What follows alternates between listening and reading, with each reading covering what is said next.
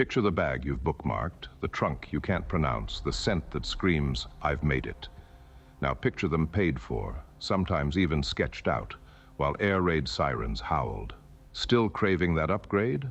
Stick around, because we're about to pull back the velvet curtain on 7 luxury legends that cozied up to the worst regimes of the last century. Window shopping will never feel innocent again. We'll ease in with the merely uncomfortable and finish with the outright nauseating. Ready? Let's roll. Secret 7. Louis Vuitton's Vichy love affair. 7th place goes to the monogram you see in every airport lounge. When Paris fell, Louis Vuitton didn't just stay open, it hit the jackpot. Its flagship became the only shop allowed inside the Hôtel du Parc, the very building where Pétain's puppet government toasted its new masters. The house knocked out thousands of commemorative Pétain busts, and the eldest Vuitton son celebrated so hard with the Gestapo, he walked away with a loyalty medal. After liberation, the company simply skipped the 1940s in its official timeline, because nothing ruins a heritage story like a swastika in the family photo album. Secret 6, Christian Dior's Silken survival. 6th on the list, the man who gave post-war women the new look. While Dior himself wasn't signing party manifestos, he kept the atelier humming by dressing the wives and mistresses of top Nazi brass. Irony twist, his sister Catherine joined the resistance, got caught, and ended up in Ravensbrück. After the camps were freed, Dior put her in charge of the perfume lab, as if a signature scent could bleach the moral stains from both siblings. Marketing brochures never mention that the house's renaissance was bankrolled by occupied cash. Secret 5, Cartier's franc and friendship. 5th is the jeweler that bedazzled European royalty. Cartier Paris stayed open throughout the occupation, selling diamond tiaras and ruby brooches to collaborationist socialites. The 1941-44 ledgers don't list swastikas, but they do list massive purchases paid in Reichsmarks, currency only German elites or Vichy bigwigs had in bulk. When investigators asked questions after the war, the firm shrugged. Ledgers? What ledgers? Sparkle, after all, is the best diversion from dirty money. Secret 4, the Ritz, Paris, Chanel's Nazi address. 4th isn't a fashion label, but it's stitched into couture lore. The Ritz served as HQ for Luftwaffe brass and Coco Chanel's private residence. She spent the war sipping champagne in the same suites where she plotted a separate peace with Berlin.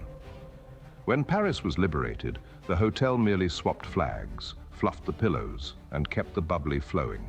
Today, its brochures promise timeless Parisian luxury, conveniently editing out the year's room service came with a side of Third Reich credentials. Secret 3, Coco Chanel, Nazi spy, number 7124. Bronze medal goes to the little black dress icon. Declassified files show Chanel was Abwehr agent F7124. With lover-cum-handler Baron von Dinklage, she tried the model hat mission, shuttling to Madrid to sweet-talk British diplomats into abandoning the war. Back home, she also attempted to use Nazi race laws to wrestle Chanel number 5 from its Jewish partners, the Wertheimers. They'd outsmarted her by shifting shares years earlier, but her paperwork screams intent. After V-Day, her interrogation file ended with a single mysterious line, released on Churchill's orders. Try fitting that into a perfume ad. If you're already side-eyeing your wish list, hit subscribe. There are 2 more bombshells on the way. Secret 2, Bentley's Shadow Assembly Line. Runner-up hails from Britain. After Coventry was flattened, Bentley quietly shipped precision parts to a shadow plant near Stuttgart, territory churning out Wehrmacht troop carriers. Investigators later found Bentley engine blocks repurposed in German half-tracks. Post-war executives insisted they acted under duress, yet payments zipped through neutral Swiss accounts, letting the mark restart without Allied reparations. Those silky smooth Continentals? They owe part of their purr to field testing on both sides of the front line.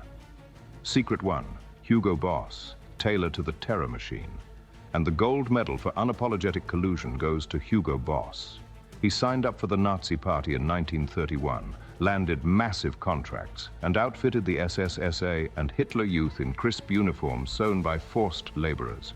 Workers in his Metzingen factory slept behind barbed wire and pulled 18-hour shifts crafting the black outfits that became shorthand for terror.